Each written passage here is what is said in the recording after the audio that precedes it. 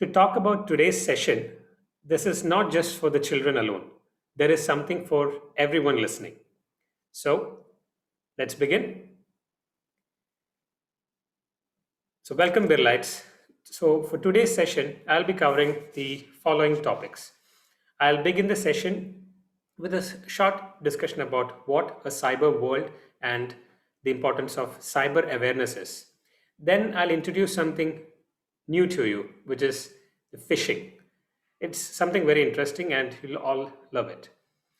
Moving on, we'll then discuss something about the cyber rules, especially for children, certain etiquettes, certain ethics that you need to follow while you're on the cyber world. Then we'll quickly look upon how to create strong passwords for your accounts. And the last session would be on some online safety tips, which is more focused and centered towards teachers and parents who are listening. So, children, let's begin. I'm sure all of you know what a computer is. It's a machine which can take instructions or commands and do some processing. It has a CPU, it has the input and output devices, etc. You know the definition. What is a network? A network is a group of two or more interconnected computers. Well, then, what is internet? It's a global system of interconnected network. Then, what is cyber world? How different is it from the internet?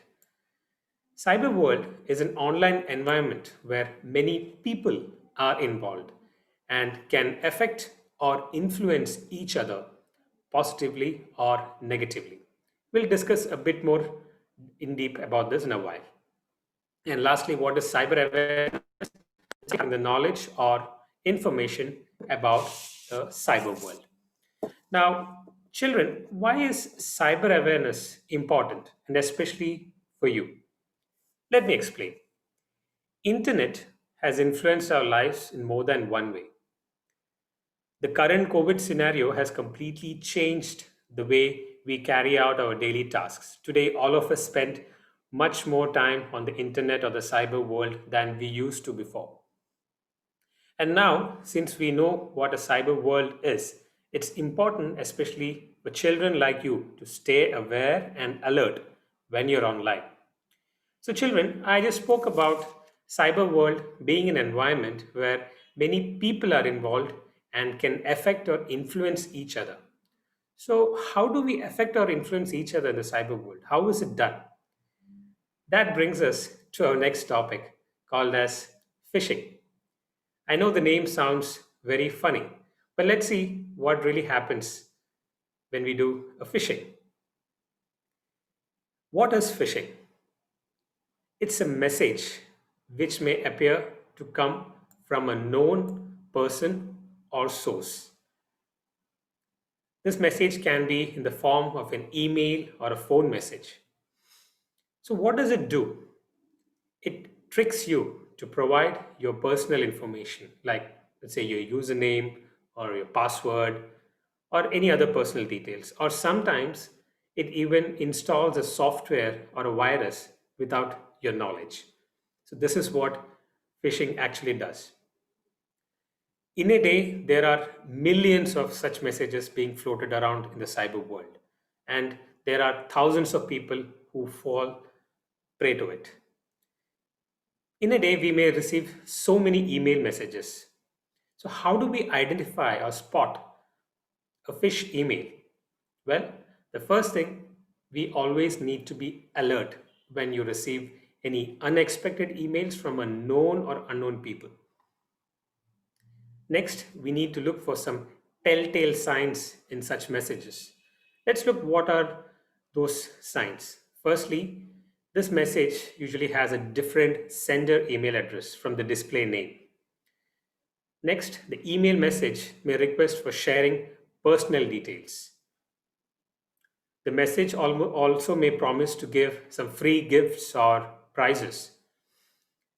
There would be a sense of urgency in the email. It's requesting you to quickly respond to the email. The email message may have some suspicious attachments or links with it. And there would be usually a lot of spelling or grammatical errors. Now, Let me show you a real life example, an email which I received just last week. And let's compare that email with these signs and identify whether it's a fish email or not. Just give me 1 minute. Let me share my screen separately.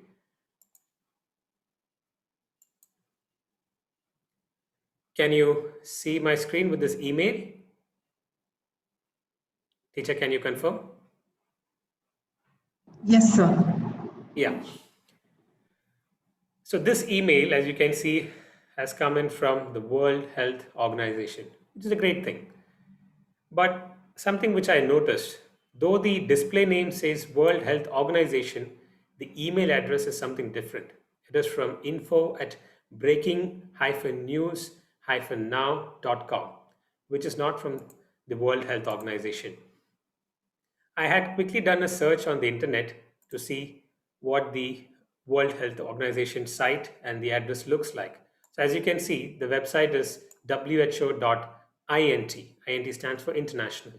And few of their email addresses looks like this at who.int, right? So this message definitely is not from World Health Organization.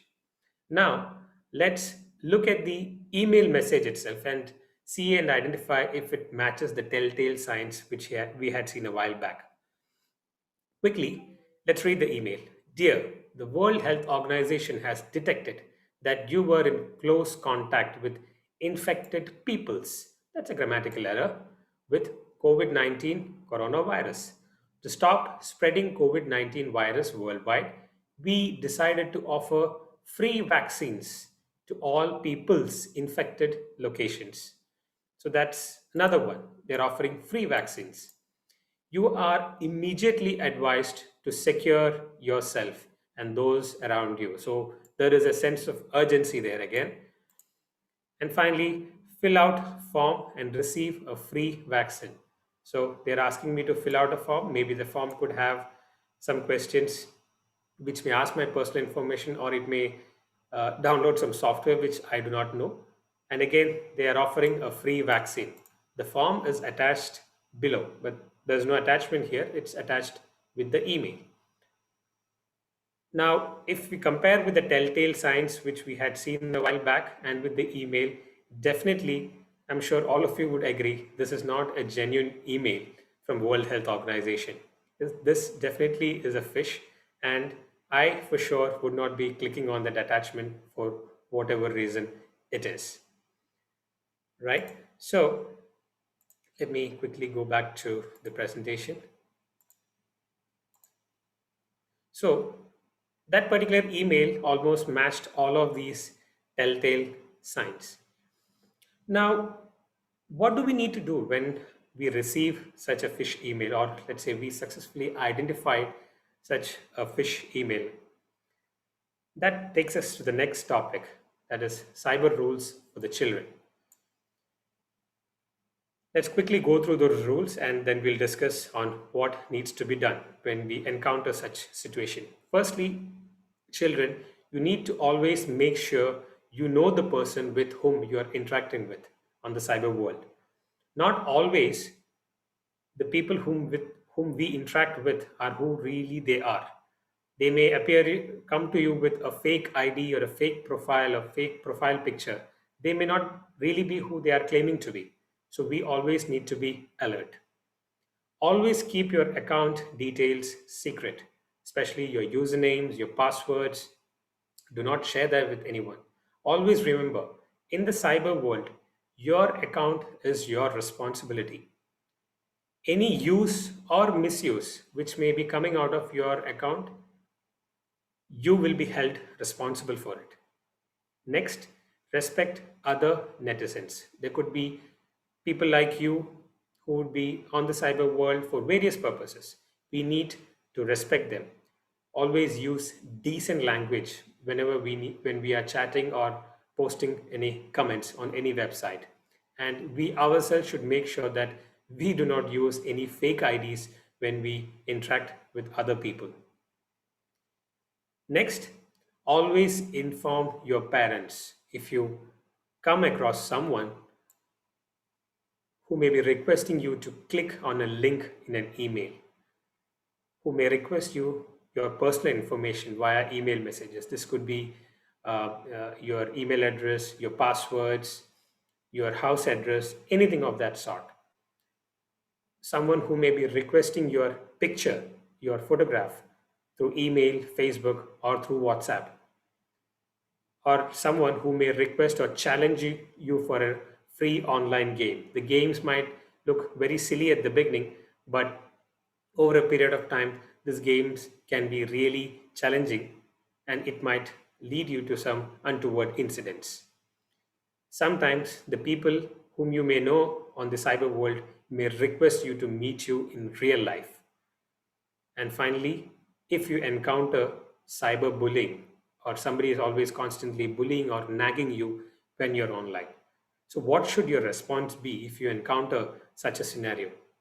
First and foremost, do not respond to such emails. Do not reply or do not forward such emails to your friends or your family members.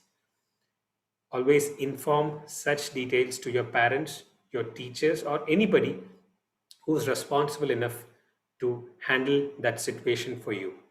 Your parents may then contact the concerned authorities or the police or anybody and take the subject forward. But from your side, never ever respond, reply, or forward such email messages. Moving on, let's look at how to create some good password. So, children, what is a password? All of us would know password is a secret word or a phrase. And what is it used for? It is used to unlock or log in to your account. So when we log into our account or unlock our account, we need to make sure that we have a strong key or a strong lock so that nobody else can access our account. So there are some good rules for creating strong password. Let's look what they are. Firstly, the passwords that you may choose should be at least minimum 8 characters long. They must have at least one capital or one small letter in them. They must have at least one number, at least one. It can have more, and must have at least one special character, such as the ones shown in the bracket, the at the rate sign, exclamation sign, the dollar sign, the ampersand, and the hash sign, etc. So if we make a combination of all this, we can create strong passwords. Let's look at few examples real quick. I'm picking up the word password. The word is 8 characters long, so that meets the first criteria. Next, I would need to add some capital letters. So I create the password, I add P and W as a capital word. Next, I need to add some numbers. So I add the number 5, I replace S with the number 5, and I replace O with the number 0. And lastly, I add some random characters or the special characters which we call. So I replace A with the at the rate sign and the other S with the dollar sign. So that makes the word password pretty strong. Let's quickly look at one more example. Again, I pick up a random word. I love sandwiches.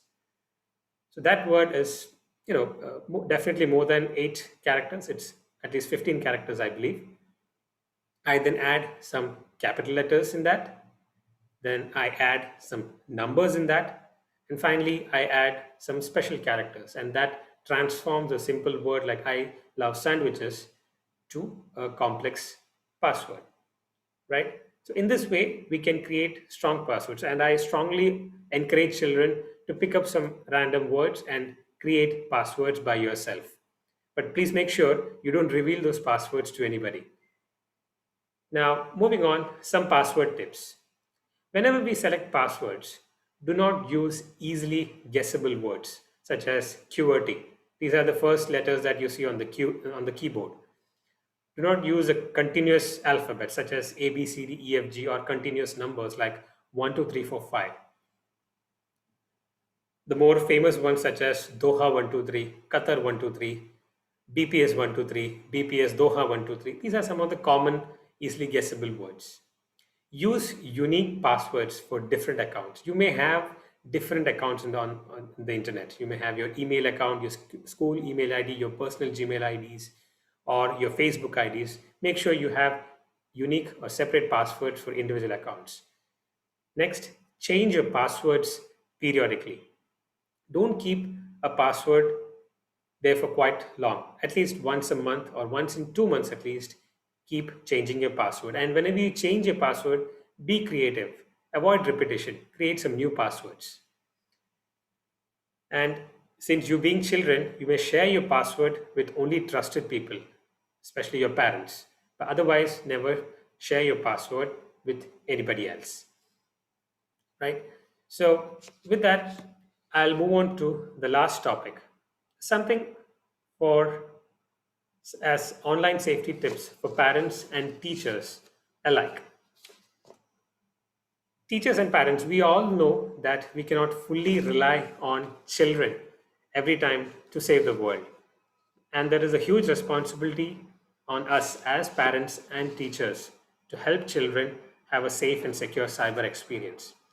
So, some of the tips which are there for the parents and teachers: firstly, be informed, up to date, and alert. Needless to say, today's children are way smarter than us when it comes to computers or smart devices. They can always teach us a trick or two. So it's very important that we, as parents or teachers, be informed and be aware about what's happening in the cyber world. This is very important because we always need to stay few steps ahead of the children. Use parental controls. Today, most of the platforms such as Apple, Android, and even our browsers offer parental control features, which helps parents to track and control the internet usage of children to a certain extent. Next, always inquire about new games or apps that are being downloaded on the devices. Enabling parental control helps a lot in this sense as it gives a notification or request to the parent whenever an attempt is made.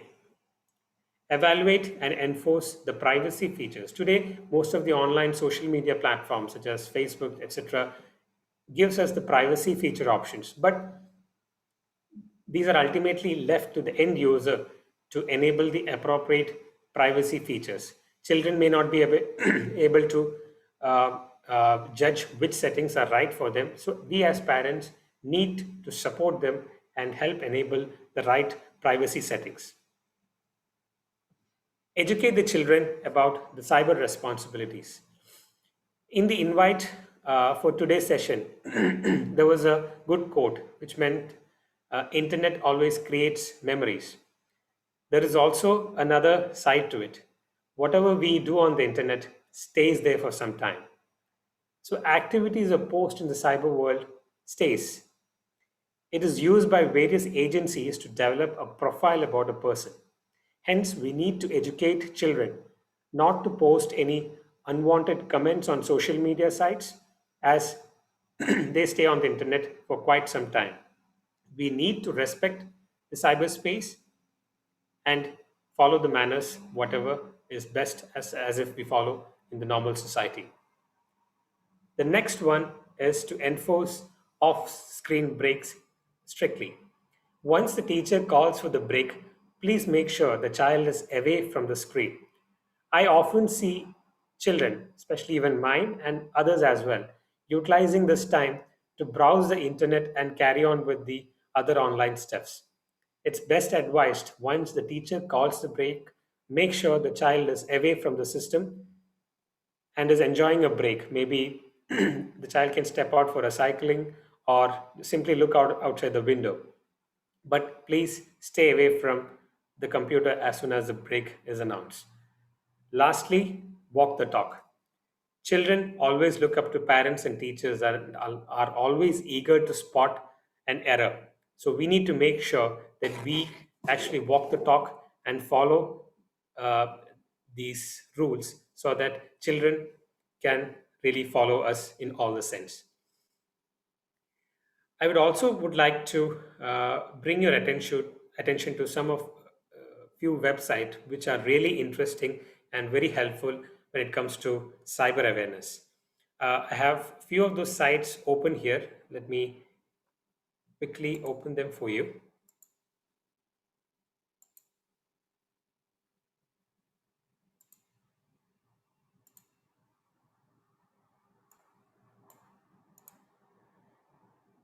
So the first website is infosecawareness.in. So the Infosec Awareness, basically it's talking about the cybersecurity.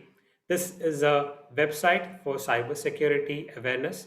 Once we land on the page and when we scroll down, we can see there are ample amount of resources available online, which can help us in improving our cybersecurity awareness. And these are free materials for all the people, and this covers a wide range of topics, especially related to our cyber usage, especially on cyberbullying, cyber stalking, parental controls, online scheme, phishing attacks, so on. I mean, there are quite a lot of topics, and this website is actually championed by the government of India. And the next website is again related to the cyber awareness, has a lot of content and awareness materials for parents, teachers, and students. This is again in coordination with the Kerala police. Scrolling down the site, we need to have a free registration, but once we are registered, we can access the site and access all the cyber awareness content which are available online for free. One thing that I would want to highlight is that today the cybersecurity or the cyber menace, especially when it comes to cyberbullying, cyber stalking, etc., all these are not no longer seen as a personal or an individual issue, but rather it is seen as a societal issue. It is something that is concerning the society, and initiatives from the government, such as these, are actually reaching out to all the sections of the society, or I should say, the vulnerable sections of the society, especially the children, students, women, family, teachers, and system network admins. So they are reaching out to all the sections of the society and providing the awareness content for them so that they are aware of what the pitfalls and the dangers are in the cyber world. So I strongly encourage all of you to visit these sites and access the content so that you can gain your knowledge in terms of how we can be much more cyber aware.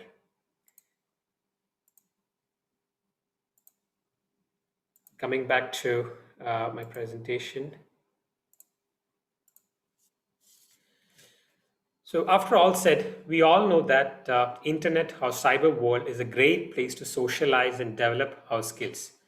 While we enjoy the internet to enhance our knowledge, skills, or for entertainment, it is also very important to realize our social and moral responsibilities and be safe by being cyber aware.